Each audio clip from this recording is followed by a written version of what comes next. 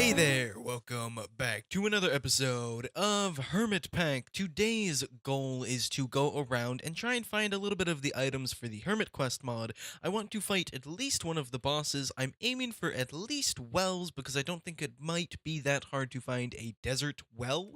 Or the full symmetry one. As you can see, I'm already in a village. For the full symmetry one, let's see if they actually have it. So full symmetry's item is the builder's chest in the blacksmith, and it's just a normal chest. So we get a whole bunch of industrial craft, 2 saplings, we get ender lightning, throwable lightning, 1 black quartz, 5 electrical steel, my bad, 4 zombie hearts, actually additions manual, and a potion of haste. Not a bad haul, not a bad haul at all, but it didn't have the builder's chest.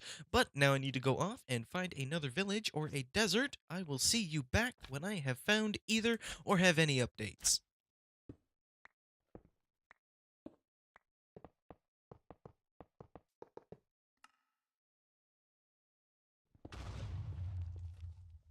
Son of a gun. Oh. Son of a gun. Son of a gun. Son of a gun. Oh. Son of a gun. Oh. Oh. Ah.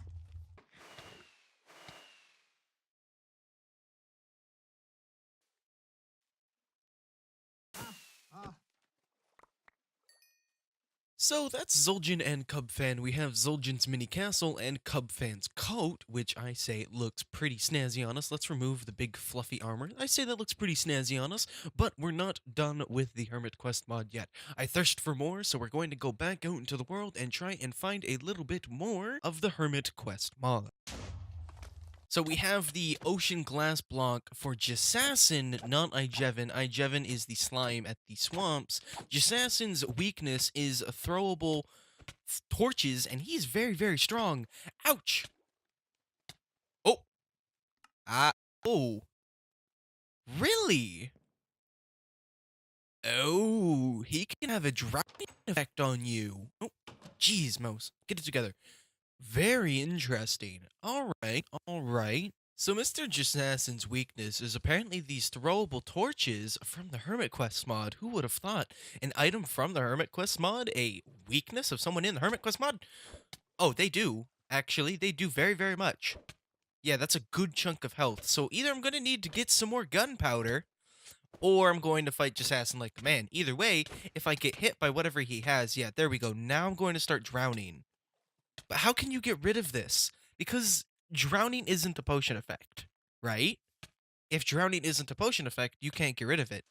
And if it just sort of kills you until you're dead, what are you supposed to do but continuously regen?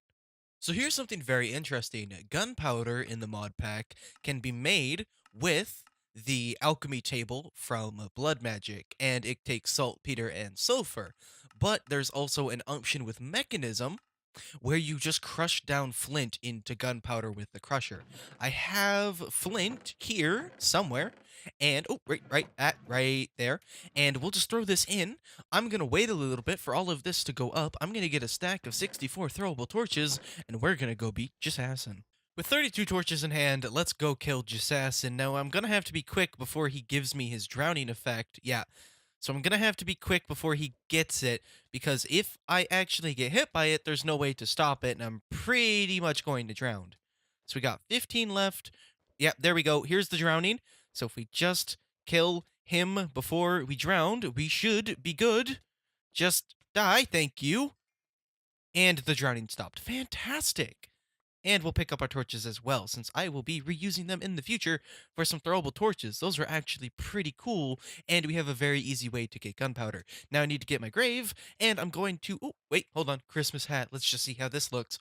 And we get snow particles. We're Santa now.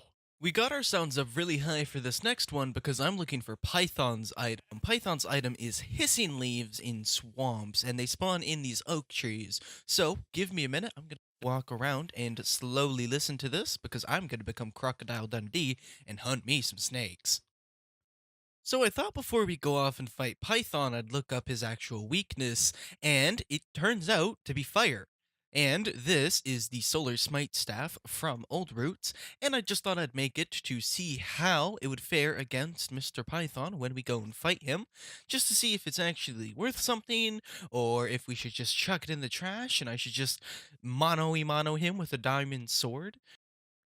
And here we go with Mr. Python. Oops, wrong throw. And here we go with Mr. Python. Hello, Mr. Python. He doesn't do as much damage. I don't think he does as much damage as the other guys, but it's still certainly damage. Ow!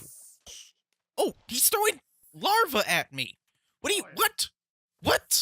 You're just throwing little baby snakes at me? That's your plan?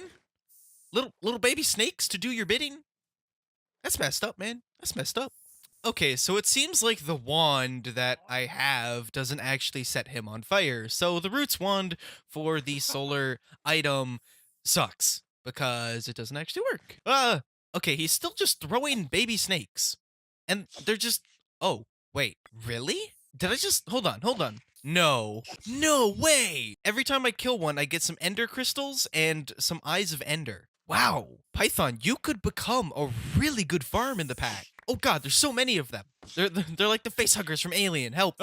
There's like 8 more of them. Oh god. Wow, look at that giant horde. Jeez. Python is so hard to fight with these silly things. With these stupid little snakes. Ugh. These stupid little snake things are going to end up killing me. This is terrible. Python is by far one of the hardest bosses in this pack so far. And they don't stop. It's impossible for them to stop. They just keep coming. I've barely gotten a tick off of Python because he throws so many of these stupid snakes I can't get near him. I just don't know if I can fight Python like this. It's so hard to get closer to him to get a hit. It's all going to be ranged weapons, and I don't have many ranged weapons. Look at all these snakes, though. Look at all these, like, little larva snakes. How am I supposed to do anything with these guys? And, oh, right, I'm standing on top of the bees. That's why I'm getting hurt. Okay, so it's obvious to me that we're gonna need a little bit more firepower for Python. So let's go back to the base and let's just look at our options for really extreme firepower. So, is it cheating if I put Python in a hole with a spike at the bottom? It's going to take him a very long time to die, but I think it's better than me sitting here for an even longer time, just sort of sitting here, beating up his snake babies and him. So, I'm just sort of gonna sit here until he dies.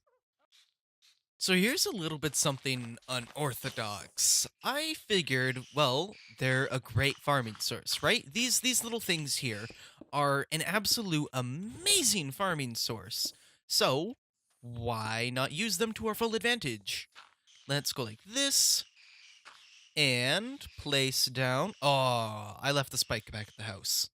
Spike goes down... Oh, wrong spot for the spike. Spike goes down here on the ground to kill all of the mobs that fall in there. Hopefully not Python and just these little snake things. And then we have to dig our way over to him. There we go. It doesn't seem like they're getting hurt on that. Yeah, it just seems like they're sort of getting suffocation damage and not really falling on that and dying. So we're going to have to find a different way to kill them. Little bit of an issue. All the little snakes got out. I was trying to add a little bit of a place where I could actually hit them, since they're very small and very hard to hit sometimes in the little holes that they're in, and they all sort of got out. So, my mistake. My bad.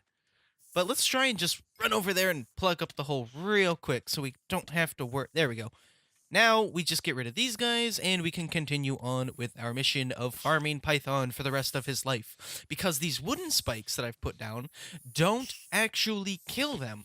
They bring them down to half a heart. So as long as nothing really damages Python by accident, Python should stay in that hole. And sooner or later, yes, we'll make this area look pretty as a mob spawner and a mob grinder.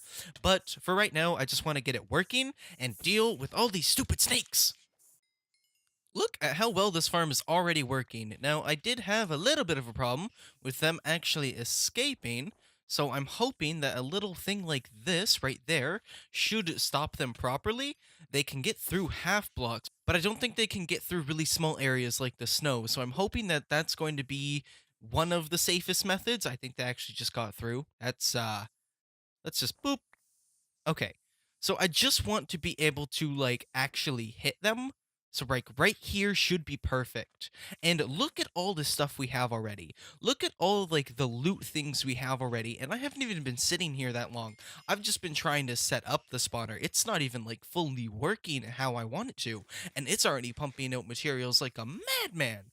But let's test it. We need to open up this. They all come flying through. And then we should be able to sit here and nope, never mind, they're too low now.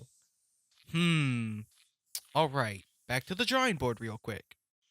So the farm is practically set. There's still a little bit of an issue with mobs sometimes going through the little grate I have here, but for the most part, like this guy, or they get out above here. This also, yeah, right there. But it actually works fairly well. You just sit here and swing, they die, you collect the XP, and you get most of the items. There's a little bit of a problem with the items going back there, but I'm sure next episode, when we improve the farm a little bit, I'll add a vacuum chest back there so we can actually get it up into a chest. But that's going to do it for this episode of HermitPack.